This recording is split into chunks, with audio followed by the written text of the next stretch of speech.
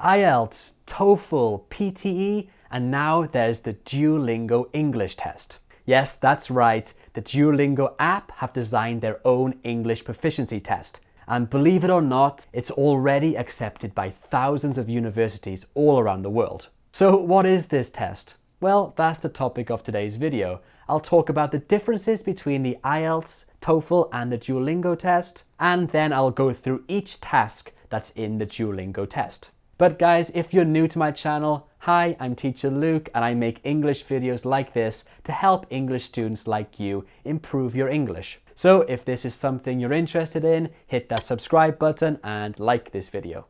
So what is it?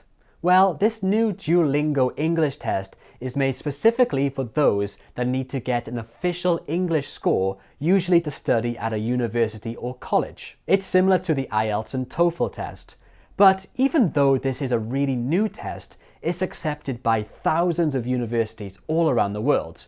Actually, you can go to the Duolingo test website and type in the university or college that you want to attend and check if they accept the Duolingo test. And it's more than likely that they will, because thousands accept it.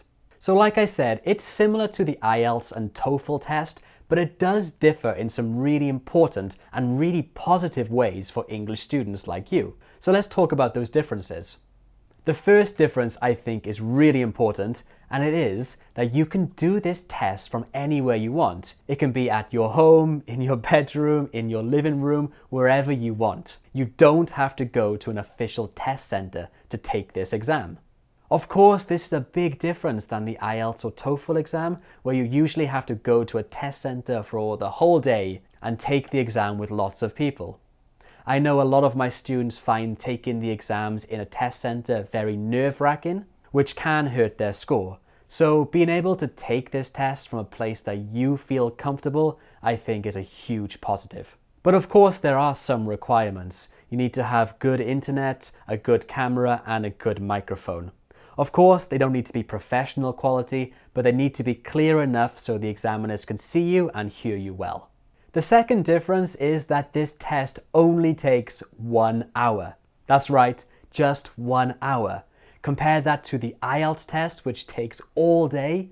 This new Duolingo test takes 1 hour. You simply log in, answer all the questions, and log out, all in 1 hour. And the third major difference is that this test is so much cheaper and so much faster. The Duolingo test only costs $50. If you compare that to the IELTS and TOEFL exams, which cost anywhere from $200 to $300, this is a much cheaper option. On top of that, you get your results within 2 days. That's right, 2 days.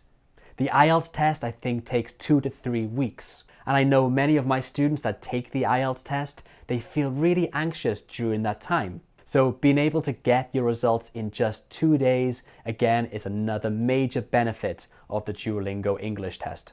And the fourth major difference is to do with the speaking part of the test. In the Duolingo test, you're just talking to your computer, you're not talking to an examiner, which in my opinion makes this test a little bit easier, because I know a lot of students, even though their English is great, they feel really nervous having that one-to-one conversation with an examiner that they don't know. So being able to just talk to your computer, I think, is another major benefit of this test.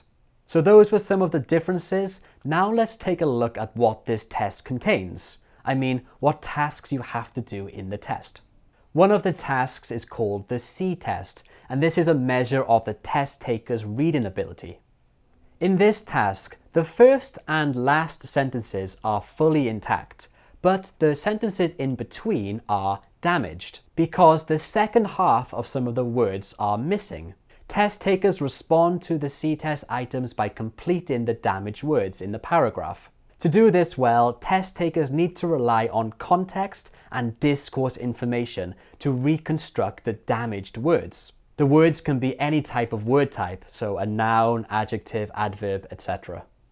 The next one is yes/no vocabulary. Here you're presented with a bunch of different words, some of which are real words and some are pseudo words. Pseudo words are words that look like English words, but they are not. They are meaningless. So your job is simply to select the real English words.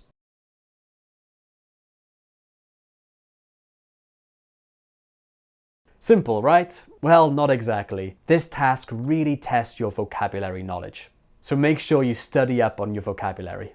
Another task is dictation. Here you listen to a spoken sentence or a really short passage and then write it down using the computer.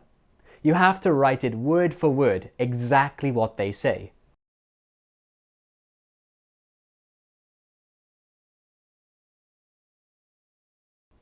So this, of course, tests your listening and writing skills. For this task, you have 1 minute to complete the dictation and you can play the audio back up to 3 times.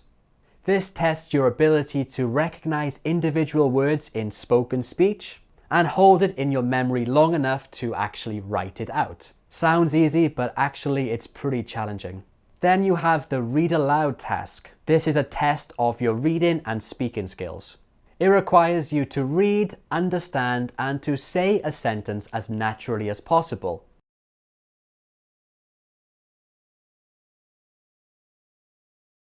So when you do this task, make sure you read each word carefully, paying close attention to the pronunciation and intonation.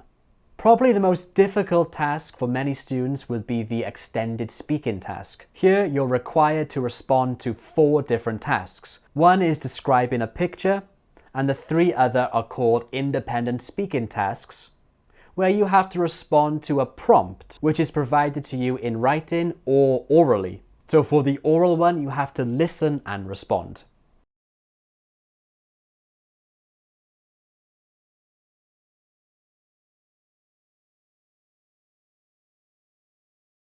These tasks require you to speak for an extended period of time and they test all of your speaking skills, so your pronunciation, your fluency, your grammar and your vocabulary range. So be sure to practice many of these different questions before you take the test. And similar to the extended speaking, we have the extended writing tasks. Again, here you're required to respond to 4 different prompts, 3 of which are describing a picture,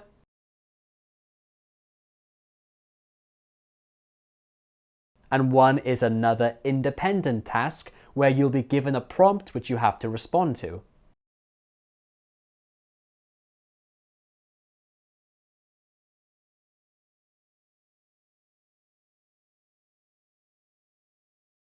These tasks are designed to give you the opportunity to demonstrate and show off all your English writing skills. And you're required to describe, tell a story, or make an argument, all of which are essential writing skills. Again, make sure you practice writing all of those different styles. Okay, so that's it. This was a brief overview of the new Duolingo test. So are you thinking about taking this test? If you are, let me know below in the comments. Okay, that's it from me today. I hope this was helpful and thanks for watching. Bye.